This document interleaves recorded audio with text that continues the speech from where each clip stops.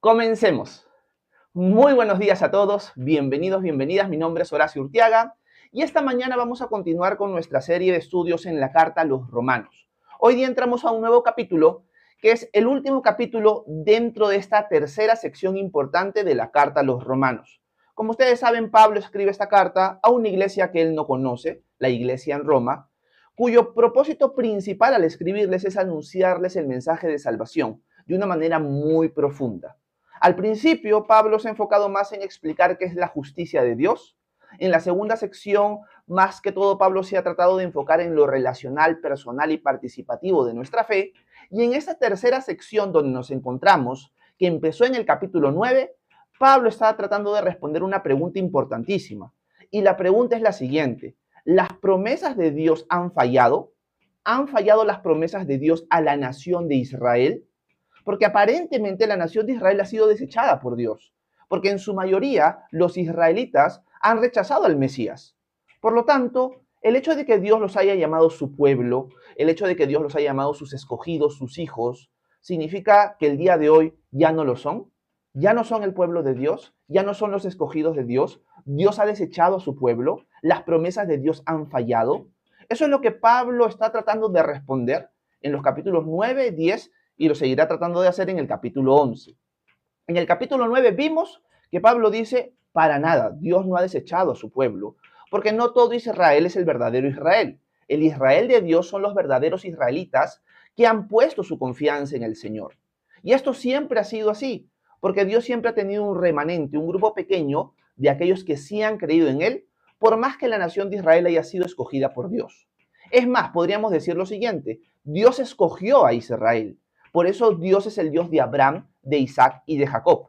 Él decidió soberanamente, porque Él quiso, escoger a estos hombres y por medio de estos hombres y por medio de la nación de Israel, venir al mundo, hacerse hombre. Jesús de Nazaret es judío.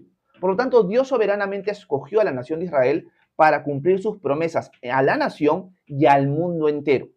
Pero ojo, diría Pablo en el capítulo 9, esto no significa que solamente los israelitas sean el pueblo de Dios o sean salvos. No, los gentiles también por medio de la fe en el Dios de Israel son parte del pueblo de Dios. No se vuelven Israel, pero sí se vuelven parte del pueblo de Dios, solo que de otra nacionalidad. Somos los gentiles, somos las naciones. Así que tenemos a Israel y a las naciones. Los dos por medio de la fe forman parte del pueblo de Dios. Pero Dios ha decidido soberanamente escoger a Israel para alcanzar al mundo entero y bendecirlo. Así que los israelitas que han puesto su fe en el Señor son los salvos, los que no, no. Pero Dios tiene un plan para la nación de Israel.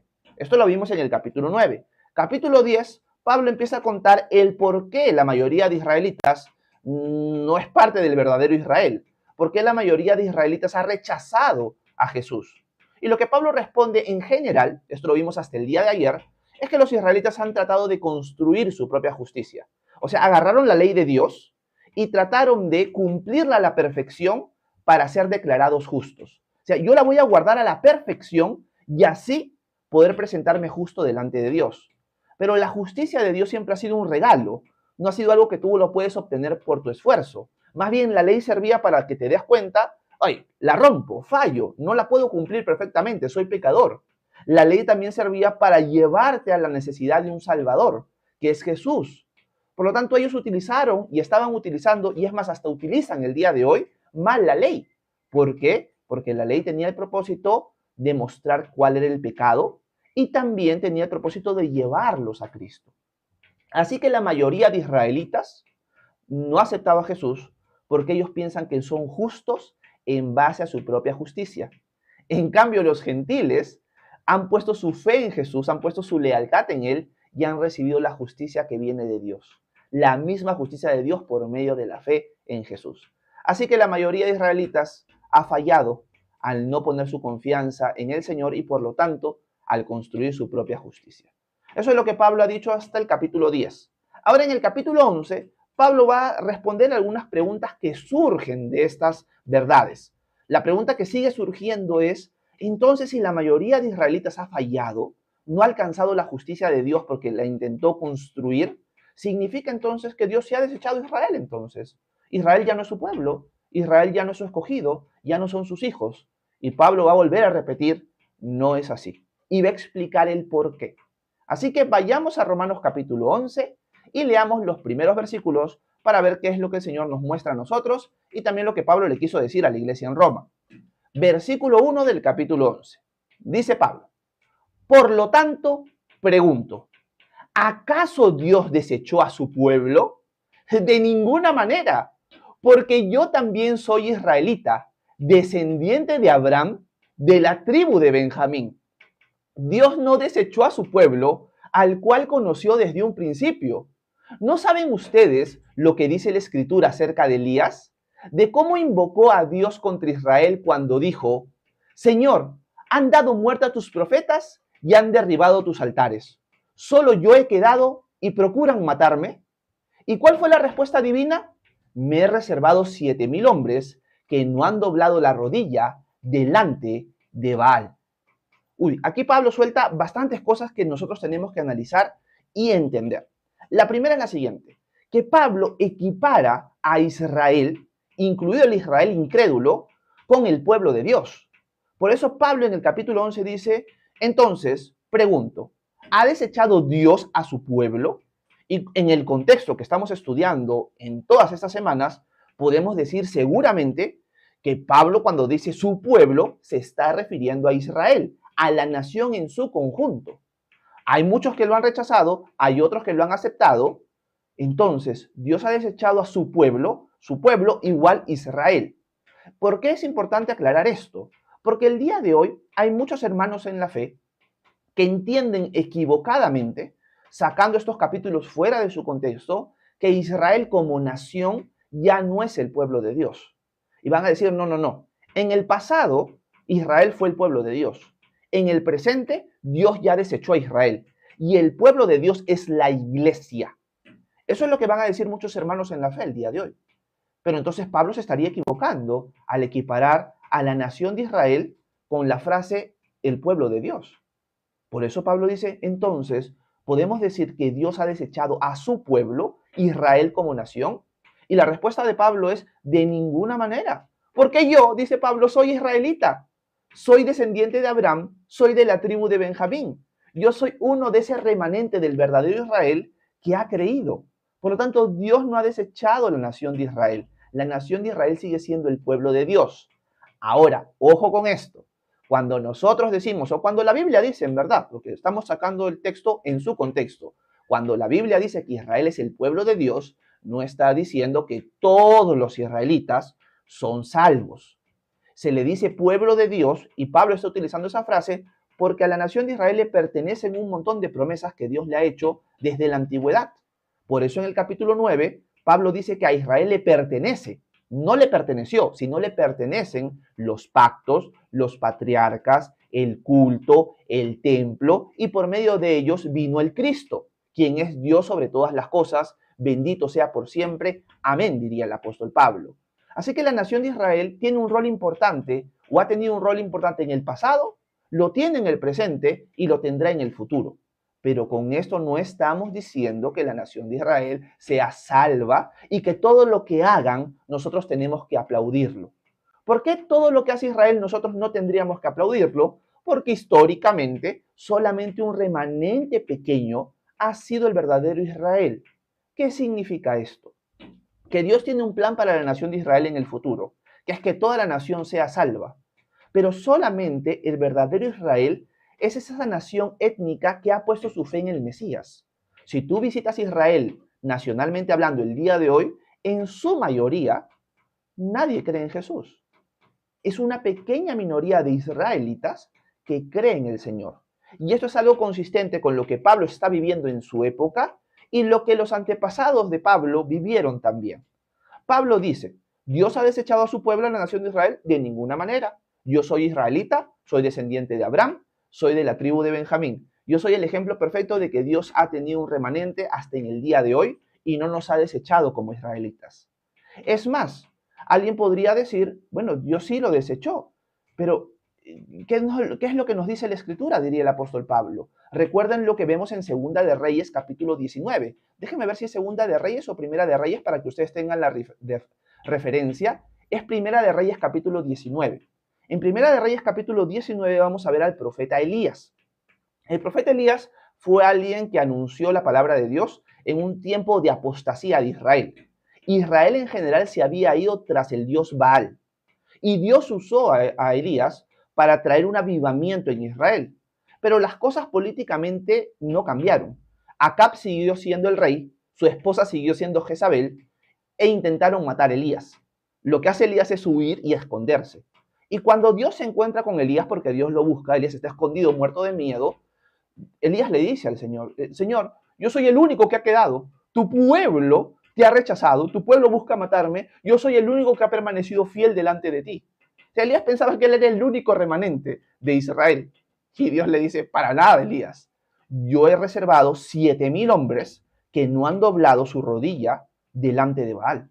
O sea, Elías, entiende que yo siempre he tenido un pueblo fiel, que está ahí, tú capaz no te das cuenta, pero ese pueblo fiel está ahí. No eres el único que eres fiel a mí. Hay 7,000 israelitas que no han doblado su rodilla delante de Baal. ¿Cuál es el punto de Pablo entonces aquí? El punto de Pablo es, Dios tiene un plan para Israel, pero el verdadero Israel siempre es un remanente pequeño. Y la porción que queda, la mayoría, generalmente es malvada. Y eso ustedes lo van a ver en el transcurso de la historia de toda la nación de Israel. La nación de Israel en su mayoría ha cometido atrocidades, ha despreciado a Dios, y solamente un espacio pequeño de israelitas, el remanente, históricamente hablando, en el tiempo de Elías, en el tiempo de Pablo y en nuestro tiempo, es el verdadero Israel, el que ha puesto su fe en el Señor. Por lo tanto, ¿está bien decir que Israel es el pueblo de Dios? Está bien, es bíblico, pero tenemos que hacer la diferencia y no equiparar pueblo de Dios en ese sentido por los pactos con que todos sean salvos. Hay que hacer esa distinción. Pablo la hace, nosotros debemos hacerla. Y esto es lo que causa mucha confusión en muchos hermanos en la fe. ¿Cómo es posible que digas que Israel es el pueblo de Dios? Cometen genocidio, matan un montón de gente. Pero es que estamos utilizando un término bíblico que Pablo usó. No estamos diciendo que todos sean salvos, ni que todos sean el verdadero Israel. Lo que estamos diciendo es que es el pueblo de Dios porque Dios hizo pactos con ellos, que son pactos eternos, que Dios cumplirá con el verdadero Israel. Y Dios tiene un plan, esto lo vamos a seguir viendo en Romanos 11 el día de mañana y pasado. Dios tiene un plan de hacer que todo Israel étnico se convierta al final del día, al final de los tiempos. Así que ¿hay un remanente ahorita? Sí. ¿Dios tiene un plan para Israel? Sí. ¿Dios ha hecho pactos eternos con Israel? En efecto. ¿Israel es el pueblo de Dios? Sí lo es. ¿Significa esto que todos los israelitas son salvos? No. Entendiendo estos versículos en su contexto, creo que esto queda exactamente claro para nosotros. Ahora, agrego un punto más, un punto importante de aplicación. Una de las cosas que me gusta al ver la historia de Israel es que Dios ha permanecido, ha perseverado en sus promesas y ha usado siempre a un grupo pequeño, los verdaderos israelitas, el Israel de Dios, el remanente. Y a través de un grupo pequeño de israelitas, Dios ha cumplido sus planes. ¿Por qué resalto esto? Porque a veces dentro de la iglesia del Señor, dentro del título de iglesia, también existe un verdadero remanente de los que realmente son salvos. Hoy día hay muchos cristianos nominales, gente que dice ser cristiana de la boca para afuera, pero que no ha puesto su lealtad en el Rey de Reyes y Señor de Señores. Así que hay un remanente dentro hasta de la iglesia. Y eso es algo triste, pero algo que nos debería animar. Si nosotros somos parte de ese remanente, Dios puede hacer grandes cosas con nosotros. Porque Dios siempre ha utilizado un grupo pequeño de personas que fueron fieles a Él para transformar el mundo. En el caso de Israel, para transformar Israel y cumplir los planes de Dios. Y en el caso de la iglesia, para transformar el mundo entero. Por lo tanto, si tú sientes que eres el único fiel quizás dentro del lugar donde vives, hasta dentro de tu iglesia local, mantente firme. Dios siempre ha tenido un remanente. Si tú eres ese remanente, mantente firme y sea usado por el Señor de la manera que Él quiera hacerlo. Porque a través de una persona, a través de 5 personas, de 10 personas, de un grupo pequeño, Dios ha transformado el mundo. Y te puede usar a ti para hacerlo. Por lo tanto, mantengámonos firmes delante del Señor y Él hará con nosotros lo que a Él le plazca, independientemente si somos muchos o si somos pocos. Así que el remanente del Señor tiene que permanecer siendo fiel. Así que estemos siempre dispuestos y atentos a lo que Dios quiere hacer con nosotros. Dios transformó el mundo a partir de 12 hombres, los apóstoles. Y hoy día conocemos la palabra de Dios y la estamos estudiando por lo que Dios hizo a través de 12 personas que no eran muy inteligentes que digamos. Pero ahí vemos el poder y la magnificencia de Dios. Así que si Dios puede usar a los apóstoles, nos puede usar también a nosotros. Así que ánimo con eso. Es una verdad muy importante que tenemos que recordar. Sigamos avanzando, porque aquí me he detenido bastante tiempo, y volvamos a Romanos capítulo 11, volvamos a leer los primeros versículos, y vayamos ya hacia la segunda parte del texto, aunque vamos a leer por contexto desde el versículo 1 nuevamente. Dice Pablo: por lo tanto pregunto, ¿acaso Dios desechó a su pueblo? De ninguna manera, porque también yo soy israelita, descendiente de Abraham y de la tribu de Benjamín. Dios no desechó a su pueblo, al cual conoció desde un principio, o sea, desde la antigüedad conoció quién era su verdadero pueblo. ¿No saben ustedes lo que dice la Escritura acerca de Elías? De cómo invocó a Dios contra Israel cuando dijo: Señor, han dado muerte a tus profetas y han derribado tus altares. ¿Solo yo he quedado y procuran matarme? ¿Y cuál fue la respuesta divina? Me he reservado 7,000 hombres que no han doblado la rodilla delante de Baal. Versículo 5. De la misma manera, aún en este tiempo, ha quedado un remanente escogido por gracia.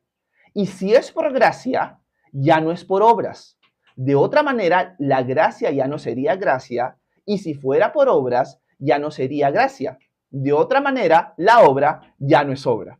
Aquí Pablo suelta como una especie de trabalenguas, pero lo que está diciendo en general, de una manera más práctica, es lo siguiente. Pablo está diciendo: en estos últimos tiempos, al igual que en el tiempo de Elías, Dios tiene un pueblo escogido por gracia. Cuando vemos la elección de Dios, esto lo hemos estudiado en el capítulo 8, 9 y 10, vemos que la elección de Dios no significa que Dios elige a unos y a otros no los elige, o que elige a unos para perdición y a otros para salvación. No funciona así el contexto. El contexto que hemos leído en Romanos 8, 9 y 10 es que la elección de Dios es a todos aquellos que han creído en Él. Dios ha decidido desde antes de la fundación del mundo escoger a todos que crean en Él, o a todos los que crean en Él. Dios no es que elige a unos para salvación y a otros para perdición.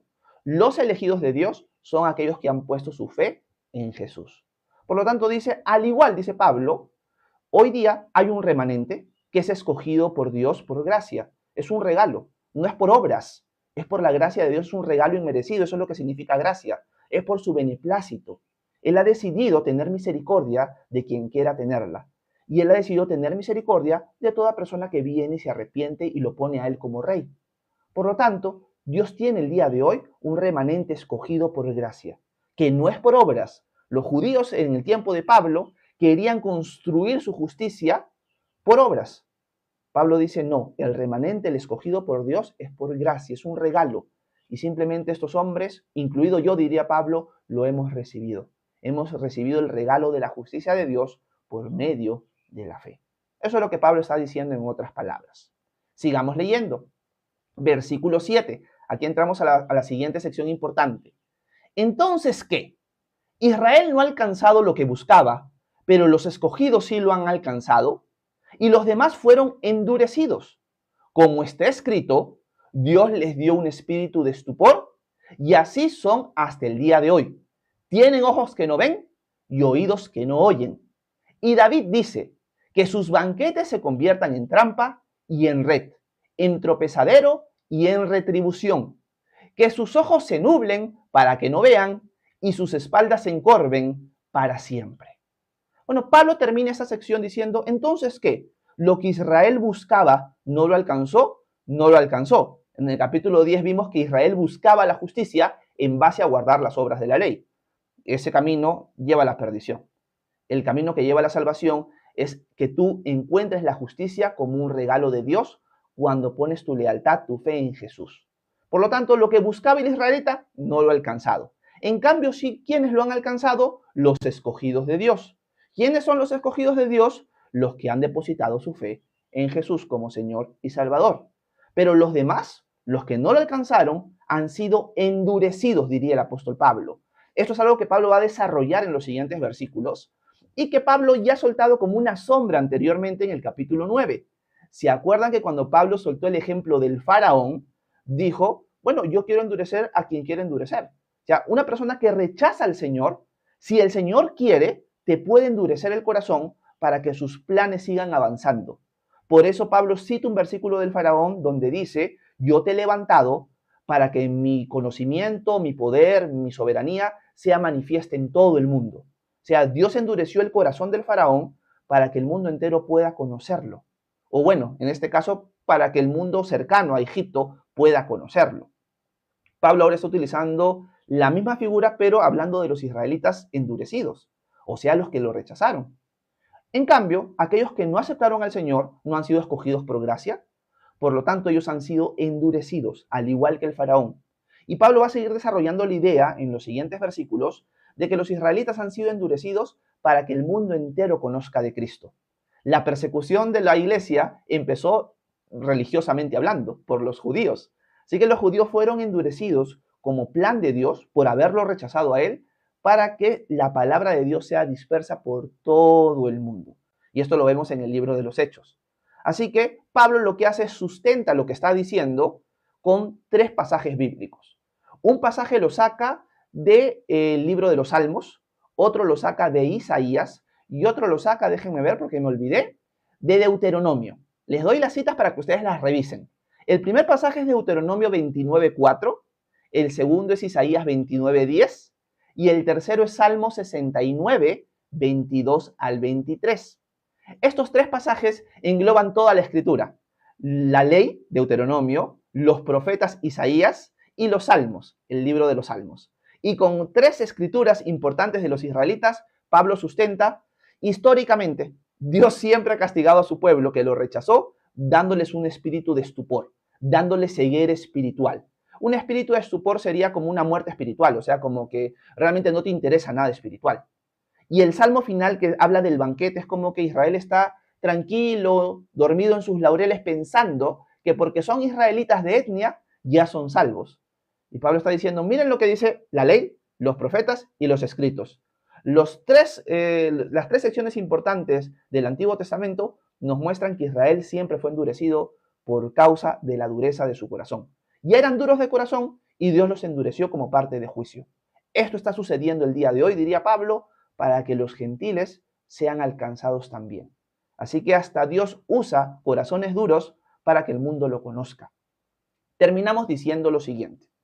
Dios es fiel a sus promesas y Él nunca va a desechar a su pueblo. ¿Esto qué quiere decir? De que si tú eres parte de su pueblo por la fe, Dios nunca te va a desechar. Siempre Él va a estar ahí para ti. Sus promesas son siempre sí y amén en Cristo. Por lo tanto, nunca pienses que el Señor te va a abandonar y que el Señor te va a desechar. Nosotros a veces fallamos con nuestras palabras, nosotros a veces no cumplimos nuestras promesas. Dios nunca deja de cumplirlas. Dios siempre es fiel, aunque nosotros seamos infieles. Es una verdad importante que tenemos que recordar el día de hoy. Y la segunda verdad que tenemos que no recordar, sino preguntarnos es la siguiente. ¿Soy realmente parte del pueblo de Dios o no soy parte del pueblo de Dios?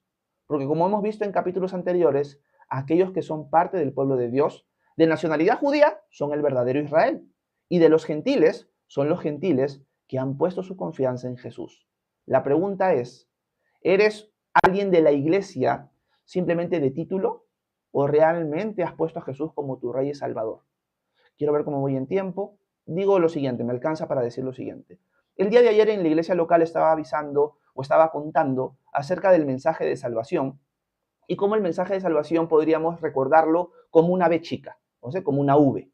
¿Por qué? Porque Dios se hizo hombre y vino a este mundo para morir por nosotros. Fue sepultado y al tercer día resucitó entre los muertos. Pero no quedó en la resurrección, sino ascendió a los cielos y está sentado a la diestra de Dios Padre Todopoderoso. Desde allí habrá de venir a juzgar a los vivos y a muertos. Por lo tanto, podemos decir el día de hoy que Jesús vino, Dios se hizo hombre para morir en nuestro lugar y ahora está reinando. Y va a volver para establecer su reino aquí en la tierra. La pregunta que tenemos que hacernos es la siguiente. ¿Jesús es mi rey? ¿Lo he puesto como el rey de mi vida? ¿Le he entregado mi lealtad a este rey que reina sobre cielo y tierra y que volverá?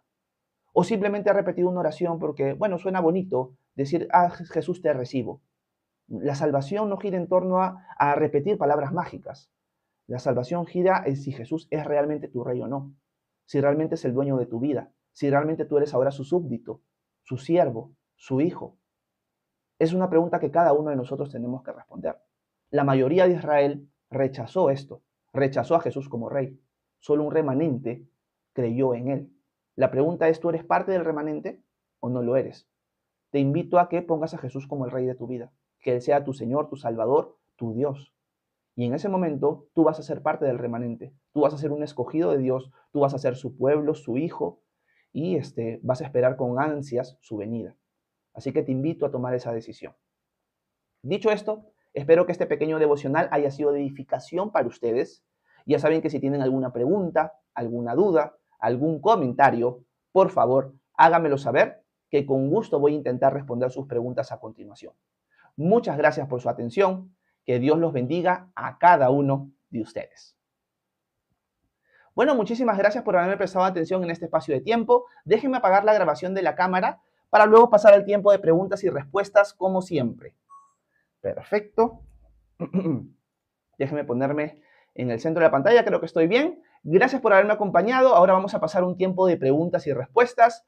Como siempre digo, antes del tiempo de preguntas y respuestas, una de las formas en la cual me pueden apoyar es dándole tap a la pantalla varias veces, porque así permiten que el algoritmo de TikTok alcance a más personas. También pueden compartir el live para que tenga más alcance, y si hay la posibilidad solamente, me pueden apoyar también dándole al corazoncito quiéreme, porque eso también permite que el canal tenga más alcance. Así que si me pueden apoyar así, se los agradecería un montón.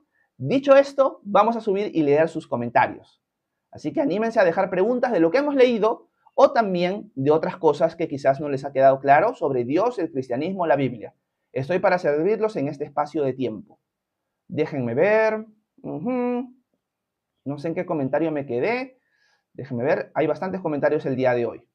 ¿Ok? Bueno, por aquí me quedé que me estaban fastidiando por lo que dije de Sofía. Quiero saludar a Andrés. Dice, yo le voy a decir, mi esposa y yo le conocemos, dice.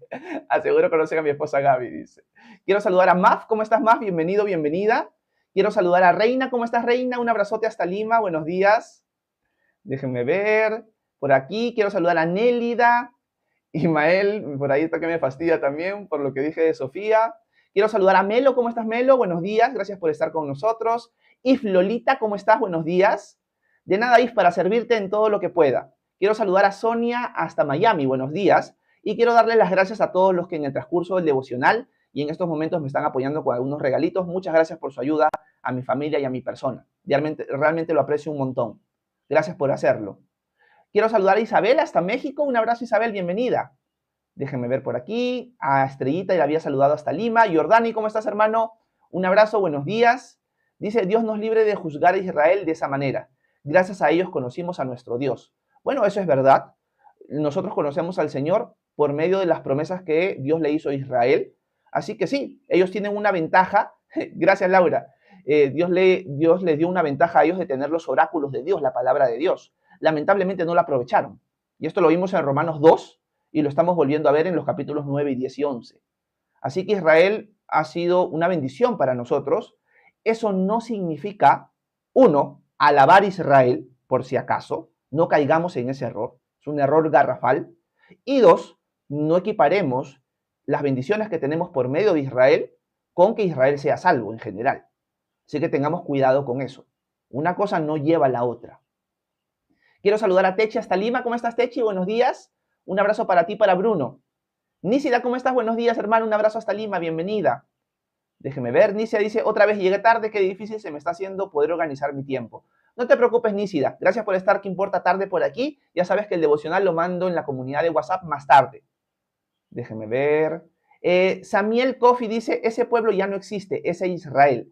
Hay teorías, Samiel, tú debes ser alguien que sostiene eso, que el Israel étnico hoy en el Medio Oriente no es el verdadero Israel étnico al cual se refería Pablo o el que existía en el tiempo de Pablo. Hay teorías de conspiración con respecto a eso. Lo que podemos decir es que aunque hayan 2 o 3 o 5 verdaderos israelitas en esa nación, esos 5 israelitas son Israel. Así que Dios puede, de medio de una nación falsificada, si fuera el caso, yo no lo sé, cumplir sus promesas de todas maneras, Samiel. Lo que no podemos negar es que siguen existiendo judíos de etnia realmente judía. Independientemente si el estado político de Israel el día de hoy sean en su conjunto todos verdaderos israelitas. Hay conspiraciones con respecto a que no lo son, pero igualito eso no quita una cosa que Pablo está diciendo aquí. Así que al final eso no se lleva, porque nadie va a decir que si Israel étnico el día de hoy, si realmente lo es, nosotros tenemos que alabarlos, aplaudirlos, nada por el estilo. Lo que sabemos es que en el día final, el verdadero Israel étnico, sea cual sea, todo en su conjunto va a ser salvo y Dios tiene un plan para ellos como nación. Eso es lo que estamos diciendo. Así que si el Israel político es o no es el verdadero, al final eso no nos importa mucho. Gracias, Samiel. Gloria Pérez dice, y va a depender de nosotros ser el nuevo pueblo de Israel. Bueno, Gloria, nosotros por la fe somos el pueblo de Dios, junto con los verdaderos israelitas, que también son el pueblo de Dios. Pero nosotros no somos Israel. Israel es Israel, nosotros somos las naciones. Los dos en su conjunto, por medio de la fe, somos el pueblo de Dios. Pero eso no borra la identidad étnica de cada uno. Yo, Horacio, soy peruano el día de hoy y no cambio de nacionalidad por ser cristiano. Soy parte del pueblo de Dios, pero sigo siendo peruano. Un israelita que cree en el Mesías es parte del pueblo de Dios, pero sigue siendo Israel. Y esas distinciones de naciones se van a mantener hasta en el reino de Cristo. Cuando nosotros leímos, cuando estudiamos Isaías 19, cuando revisamos el capítulo 9 de Romanos, vimos que Dios deja claro que en el día de su reino, la nación de Egipto, la nación de Asiria e Israel van a seguir teniendo esas identidades. Se va a seguir llamando Egipto, se va a seguir llamando Asiria, se va a seguir llamando Israel, pero los tres son parte del pueblo de Dios. Pero no se borra la nacionalidad, no se borra las etnias. Así que parte de la creación de Dios, parte de su gracia colorida, sobreabundante, de su creatividad, es que nosotros vamos a mantener nuestra identidad nacional de todas maneras como pueblo de Dios. O sea, el hecho de tener una cultura distinta a cada uno de nosotros enriquece y colorea la creatividad de Dios. Y eso no se va a perder cuando Él venga. Eso es algo importante de entender. Así que las naciones van a seguir siendo naciones, Israel va a seguir siendo Israel, aunque todos seremos parte del pueblo de Dios. Gracias, Gloria, por tu comentario. Déjeme ver. Wolf77 dice, lo que diga Pablo no es válido. No fue apóstol, dice. Hay 13 libros en el Nuevo Testamento escritos por él. Bueno, Wolf, eso es un testimonio que va en contra de todo el testimonio cristiano en el transcurso de su historia. Y bueno, si tú quieres desechar el testimonio bíblico de Pablo, ya es tu problema, ¿no? Aquí no lo vamos a hacer. Samiel dice, ahora es un pueblo genocida.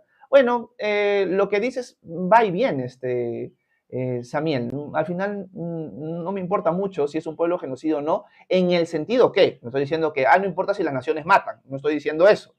Estoy diciendo que me va y me viene si Israel es un pueblo genocida o no, porque en ningún momento nadie ha dicho que Israel, por ser el pueblo de Dios, todos son salvos y todo lo que hacen es digno de aplaudir. Esto lo he enfatizado mucho en el devocional que hemos hecho hoy, porque sé que estos son los argumentos que levantan muchos hermanos en la fe contra la idea de que Israel siga siendo el pueblo de Dios. Así que he tratado de repetirlo varias veces para no caer en estos errores que muchos hermanos en la fe caen. Gracias por dejar tus comentarios de todas maneras. Eulimar dice, ¿por qué el pueblo de Israel siempre ha sido de labios santos por lo que profesan, pero de actuar pagano? Yo creo, Eulimar, de que Dios ha escogido un pueblo que él ya sabía que iba a ser durísimo de corazón. ¿Por qué? Porque al igual que con los apóstoles, nos muestra, miren, yo no estoy pidiéndoles a ustedes ser inteligentes, yo no les estoy pidiendo ser las personas con un corazón más sensible posible. No, yo lo que les estoy pidiendo es que si ustedes se arrepienten, independientemente de su carácter, independientemente de la dureza de su corazón, independientemente de su terquedad, independientemente de su sabiduría, de su inteligencia, si ponen su confianza en mí, yo voy a hacer de ustedes grandes cosas. Yo voy a hacer de ustedes pescadores de hombres, le diría a los apóstoles. Yo soy el que hago el trabajo. Yo voy a transformarlos a mi imagen. Así que no es por su habilidad, no es por su inteligencia, es por mi gracia. Entonces yo creo que Dios siempre ha escogido una nación, en el caso de Israel, dura, para mostrar lo que Él puede hacer a través de una nación que no es muy inteligente, que digamos, y también a través de 12 hombres, los apóstoles, que no eran muy inteligentes que digamos, pero miren cómo Dios transformó el mundo a través de estos 12 hombres, que en su mayoría eran pescadores, no eran inteligentes, no eran estudiosos, pero se dejaron usar por Dios y Dios transformó el mundo por medio de ellos. Por lo tanto, pienso que es más que todo gira en torno a eso, que Dios ha escogido una nación para bendecir al mundo, pero no una nación grande, poderosa, gigantesca, sino una nación insignificante, como Dios se lo dice a la nación de Israel en Deuteronomio, si no me equivoco, 7. Yo no te he escogido porque seas lo máximo, sino porque le prometí a Abraham, Isaac y Jacob usarlos a ellos y bendecir al mundo. Ustedes no son nada, son la nación más insignificante que hay, les dice Dios. O sea, Dios los baja de su nube en un ratito en Deuteronomio. Gracias a Ulimar.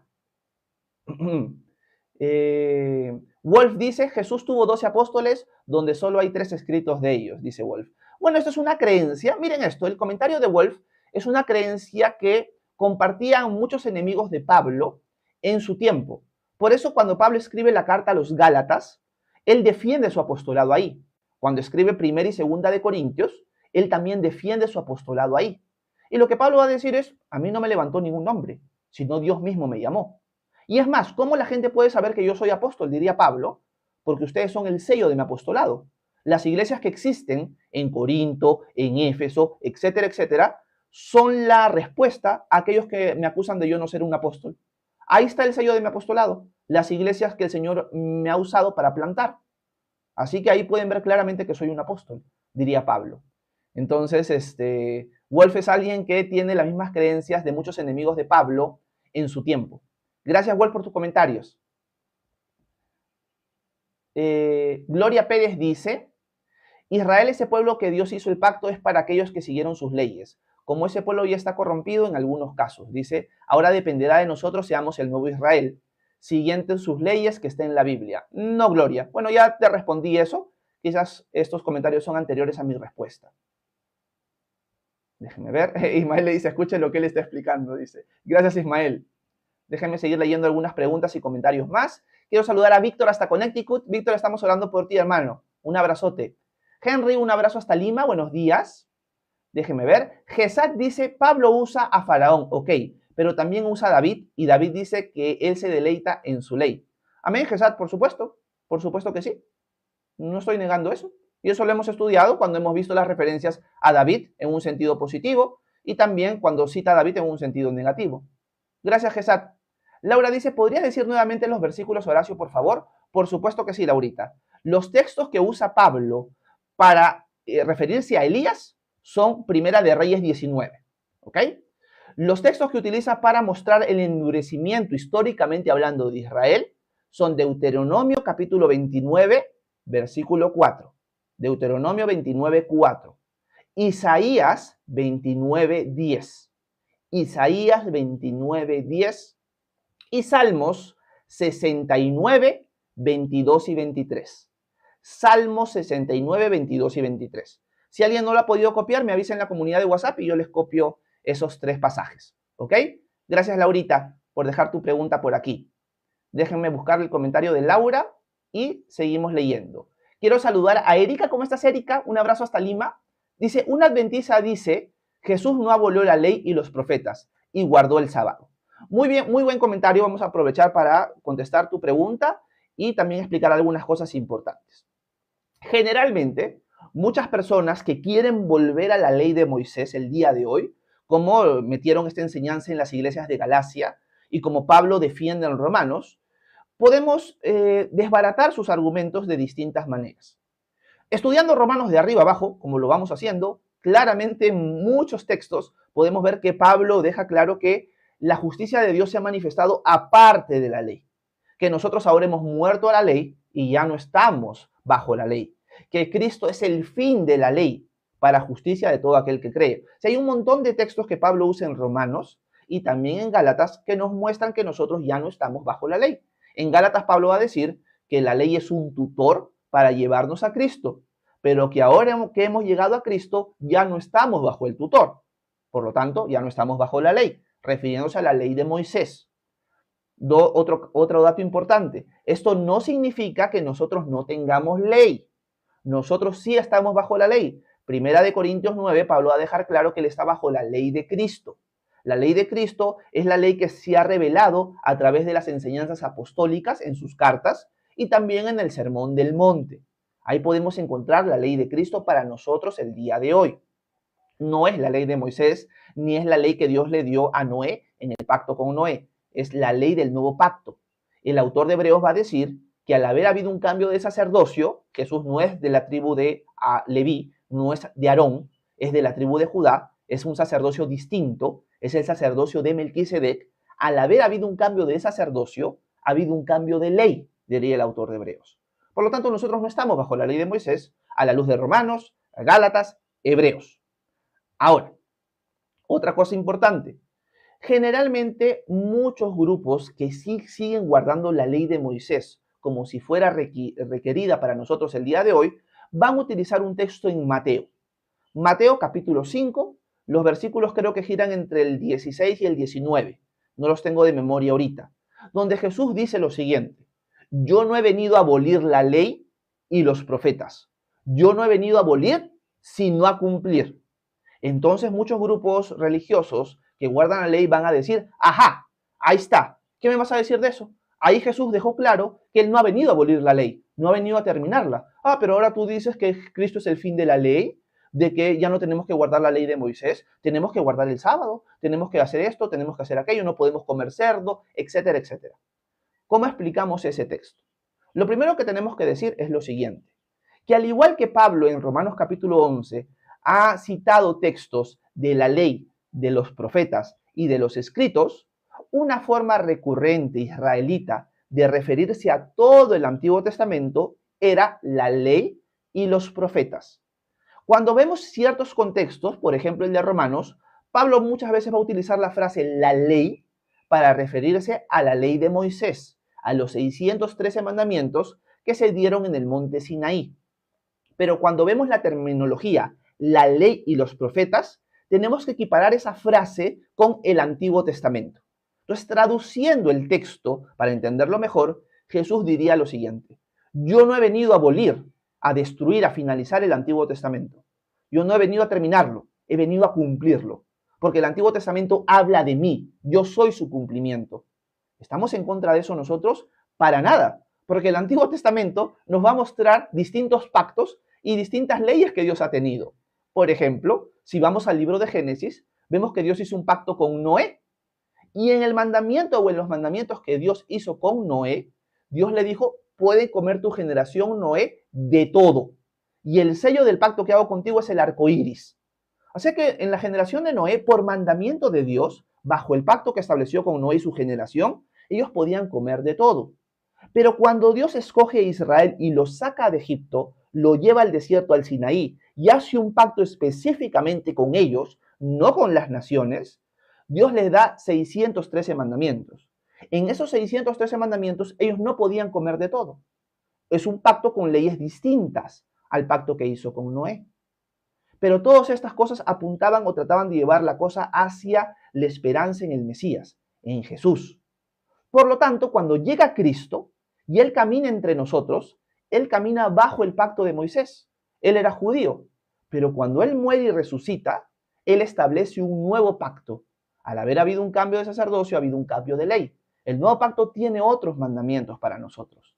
Guardar el sábado no es un mandamiento del nuevo pacto. Dejar de comer cerdo no es un mandamiento en el nuevo pacto, etcétera, etcétera.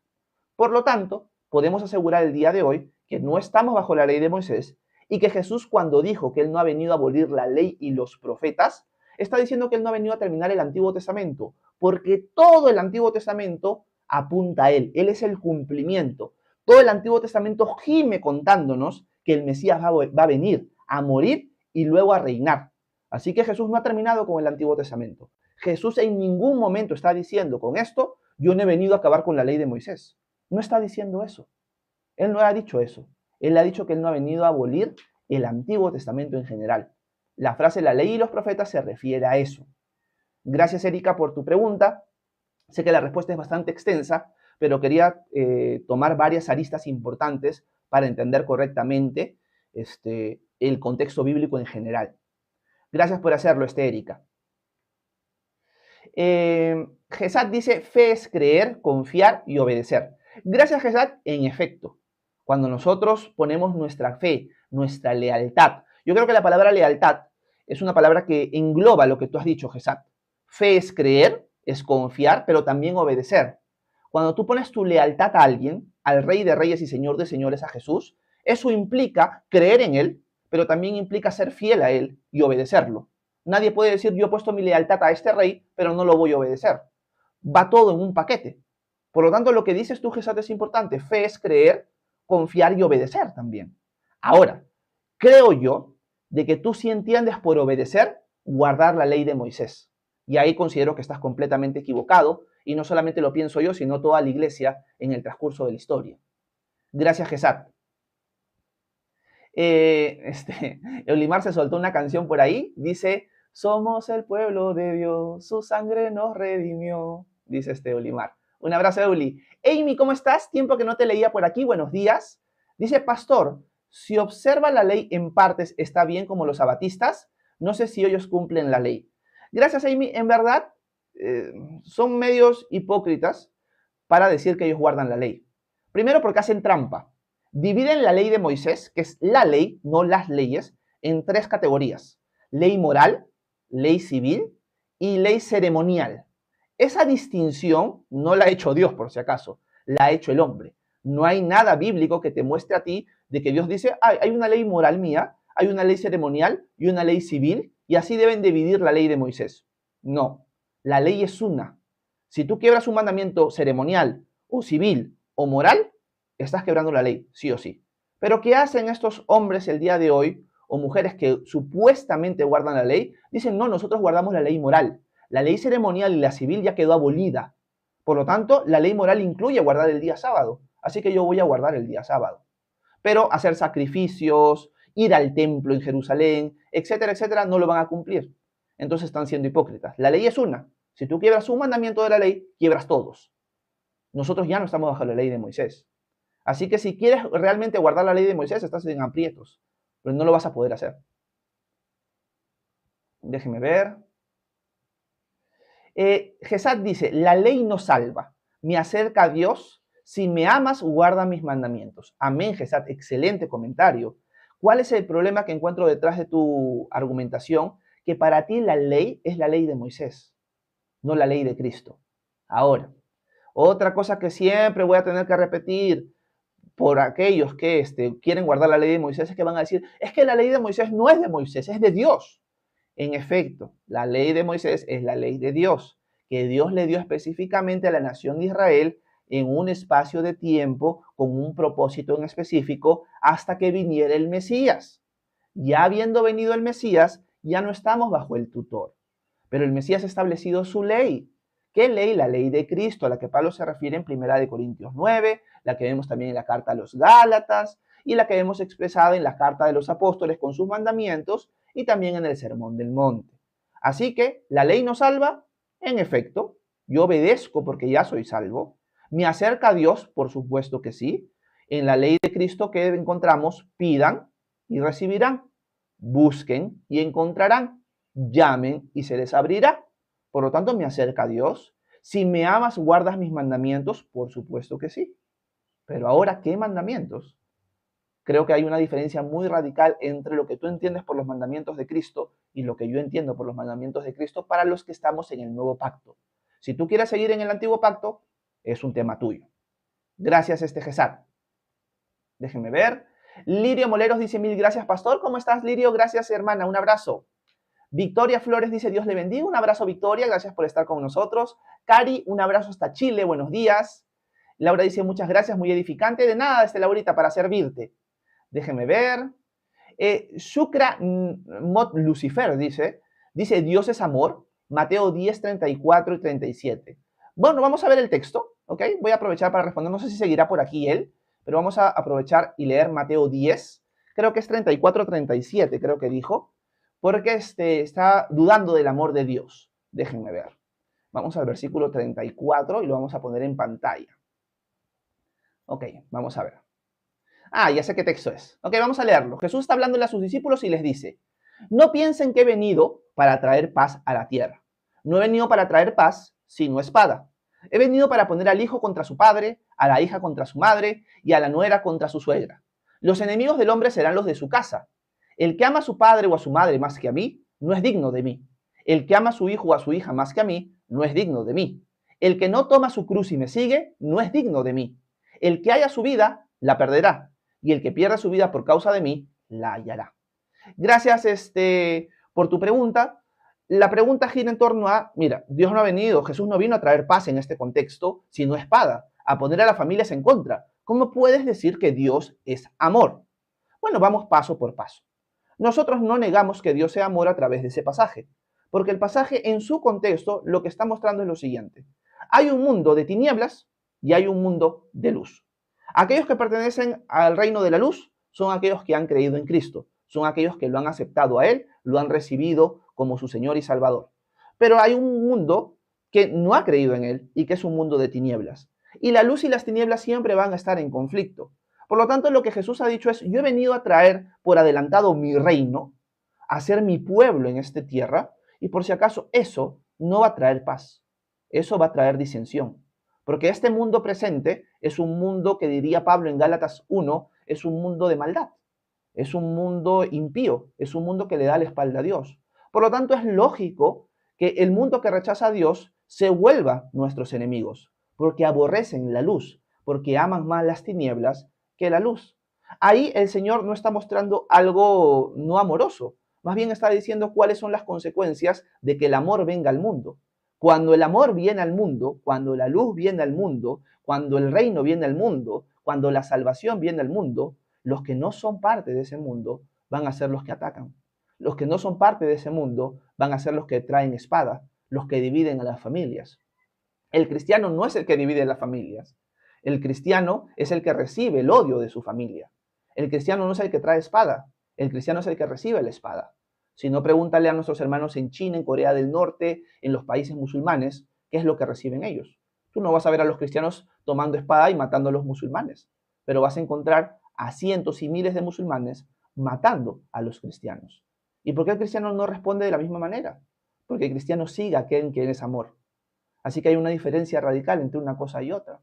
Así que lo que nos muestra este mundo, como lo vemos el día de hoy, este mundo malvado, es que cuando el amor se manifiesta en el mundo lo aborrece. Y eso es lo que Jesús está diciendo en otras palabras. ¿Esto va en contra del amor? Para nada, porque los que van en contra del amor son aquellos que causan la espada, la muerte y la división. Esa es la cuestión. No hay contradicción en ese pasaje con el amor de Dios. Todo lo contrario. Ahora podría agregar lo siguiente también, porque podríamos tomar también un ejemplo de Apocalipsis 19, cuando Jesús desciende en caballo blanco con una espada que sale de su boca, diría la figura bíblica, y con sus vestidos enrojecidos por el vino, hablando de la sangre y la matanza que va a haber cuando Jesús venga. Y ahí yo creo que sería un pasaje más claro de decir, hey, ¿cómo vas a decir que Dios es amor si mira cómo Jesús está viniendo a matar a la gente? Yo creo que ese sí sería un mejor pasaje para argumentar o contradecir el amor de Dios o cuestionarlo. Y aquí lo que yo podría hacer es decir, es que Dios es justo y el amor es parte de la justicia. Si alguien matara a mi hija, si alguien violara a mi hija, yo no voy a quedarme tranquilo en el sentido de que, bueno, ¿sabes qué? No importa, que se salgan con la suya, aquel que dañó a mi hija. No, yo voy a querer que se haga justicia. El Señor me ha enseñado que yo no tengo que tomar la justicia por mis manos, pero hay un sentido en nosotros que sabe que se tiene que hacer justicia. Y eso es parte del amor. Nuestro Dios es amor y nuestro Dios es justo. Y por lo tanto, la justicia implica que se castigue a los malvados. Y eso es lo que el Señor va a hacer. Y eso no es contrario al amor. Como muchas veces lo he dicho, si un día estoy pasando por la calle y veo a ciertas personas que se están drogando y no las conozco, digo, bueno, qué degradante está el mundo, ¿no? Que hasta públicamente hacen este tipo de cosas. Hoy día ya se aplaude eso. Hoy día no es algo vergonzoso que la gente se fume su porro. Pero a mí sí me va a indignar porque sé que no es algo que le agrada a Dios. Pero hay una diferencia si yo vuelvo a pasar por ahí y veo que mi hija está ahí. Yo por amor a ella voy a sacarla de los pelos de ahí. Cada uno dirá, oye, Horacio, ¿cómo vas a hacer eso? Yo lo hago por amor. No lo estoy haciendo porque la odio. Lo estoy haciendo porque la amo. Y porque necesita ser arrancada de ahí rápidamente. Por lo tanto, porque amo a mi hija, voy a actuar con justicia. Y la voy a sacar de ahí. y en algunos casos voy a implicar violencia, fuerza. Dios va a implicar violencia, fuerza contra este mundo que le ha dado la espalda y que ha pervertido el mundo lleno de maldad. No vivimos en un mundo pacífico, lleno de amor y todo color de rosas. Vivimos en un mundo malvado, donde tenemos que poner seguro la puerta. La gente no deja la puerta abierta en las noches y duerme tranquila. La gente cierra la puerta y pone el pestillo. ¿Por qué ponemos pestillo? Porque sabemos que el mundo en el que vivimos es un mundo malvado. Por lo tanto, que Dios venga a hacer justicia no es algo contrario a su amor, y es algo importante de entender. Gracias por hacer tus preguntas, que son muy buenas. Dicho esto, bueno, voy a responder una pregunta más y luego termino, por falta de tiempo. Si alguien me puede apoyar dándole un corazoncito quiéreme más para cumplir el objetivo de 20, se los agradecería un montón. No sé si pueden, así me ayudan un montón, pero no es obligatorio por si acaso. Lo digo porque siempre estamos marcando la marca de 20 y si se puede, bacán, ¿ok? Déjenme ver. Voy a agarrar un comentario al azar, ya no por orden, por falta de tiempo. Déjenme ver. Muchas gracias. Gracias, Yolimar. Un abrazo hasta Miami. Vamos a ver si encuentro una pregunta para terminar con eso el día de hoy.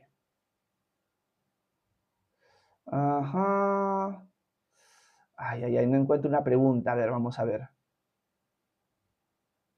Ajá, quiero saludar a Leti hasta Lima. Buenos días. Déjenme ver. No encuentro una pregunta. A ver, vamos a ver. Acá, encontramos a Francesco, y Francesco dice lo siguiente. El fin era inminente, hace 2000 años, y jamás vino el fin que prometieron. Gracias, Francesco, por tu pregunta. Voy a terminar con esto el día de hoy. Y tu pregunta es buena, porque dice, ok, Horacio, hace tiempo escuchamos, desde hace 2000 años, el Señor viene, el Señor viene, el Señor viene, y el Señor no ha venido. Han pasado 2000 años y nada que ver. No viene, nos mintieron, nos engañaron.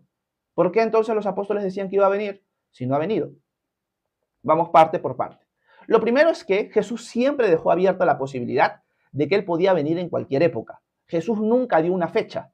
Es más, en Mateo 24, Lucas 21 y Marcos 13, encontramos de que Jesús dice que el día y la hora nadie lo sabe y que uno tiene que velar y estar atento.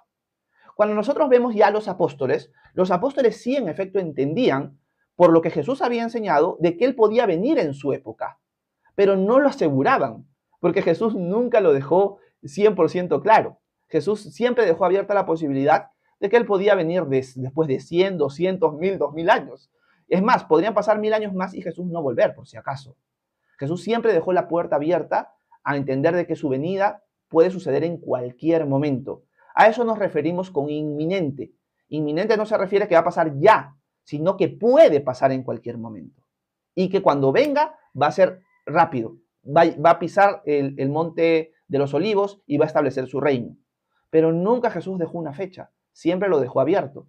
Si la iglesia hubiera entendido desde la antigüedad, Jesús dijo que iba a venir de acá 100 años, pasaron los 100 años y no se cumplió, dejarían de haber existido cristianos. Uno iría al texto bíblico y diría, no, Jesús nos mintió, no es Dios. Pero ¿por qué la iglesia sigue existiendo hasta el día de hoy? Porque Jesús nunca dijo que él iba a venir después de 100 años. Es más, algunos padres de la iglesia entendían que en la historia de la creación se tenían que cumplir primero 6000 años de historia para que los últimos 1000 sean el reinado de Cristo.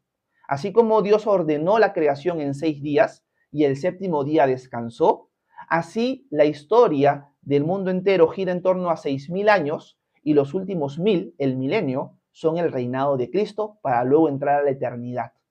Así que muchos padres de la iglesia no veían como que la venida de Jesús iba a ser pronta, pero que Jesús podía venir en cualquier momento y siempre teníamos que estar con esa expectativa para esperarlo. El apóstol Pedro, en primera y en segunda de Pedro, va a dejar claro que no es que Dios retarda su venida. Y en el tiempo de Pedro había gente que decía, ¿dónde está? Tanto que dice que ya viene y no está.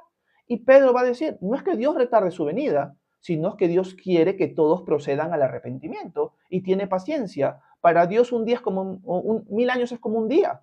Por lo tanto, no sabemos cuándo el Señor va a venir, pero siempre vamos a estar con la expectativa de que Él puede venir hoy. Entonces, no hay una contradicción en una cosa con otra, Francesco. Jesús nunca nos dijo lo contrario. Por lo tanto, yo siempre voy a decir, el día y la hora nadie lo sabe. Jesús puede venir mañana, puede venir mañana, puede venir hoy, puede venir hoy. Puede venir de acá 100 años, puede venir de acá 100 años. Mi esperanza está en que su reino venga, pero Él es el que decidirá cuándo suceda eso. Mientras Él está en el cielo, reinando desde la diestra del Padre, yo lo voy a seguir sirviendo. Y si Él no viene hasta que yo muera, yo me reuniré con Él. Pero luego, en el tiempo que Él lo decide hacer, Él vendrá y establecerá su reino. Y es un mandamiento de parte de Él decirle, Señor, venga tu reino, ven y reina aquí en la tierra. Pero Él nunca ha dejado una fecha. Que yo pienso que estamos cerca, obviamente, es lógico, ¿no? Mientras pasan los años, obviamente más cerca vamos a estar. Pero no estamos como que defraudados o decepcionados porque Jesús no viene, porque Él nunca prometió que iba a venir en una fecha en específico. Así que es importante aclarar eso, Francesco. Así que no estamos decepcionados de Dios. Él no nos ha prometido lo contrario. Gracias, Francesco, por tu pregunta. Y bueno, espero que en algo haya podido aclarar tu duda o tu inquietud. Y gracias a todos los que están presentes o han estado presentes esta mañana. Espero que este live haya sido de edificación para ustedes. Ya saben que si quieren formar parte de la comunidad de WhatsApp que tenemos, me escriben por privado acá a TikTok, que yo con gusto les mando el link de invitación para que formen parte de la comunidad de WhatsApp. No es una comunidad de estudio bíblico, por si acaso, es una comunidad de amigos, de familia. Así que hay bastantes mensajes de broma, de amigos, de stickers. Si quieren formar parte de esa comunidad, están cordialmente invitados. ¿Ok? Si no, nos vemos mañana 9 a.m. hora Perú para seguir estudiando la Carta a los Romanos y seguir avanzando con la segunda sección del capítulo 11. Que tengan un excelente miércoles, que Dios los bendiga. Nos vemos. Bye, bye.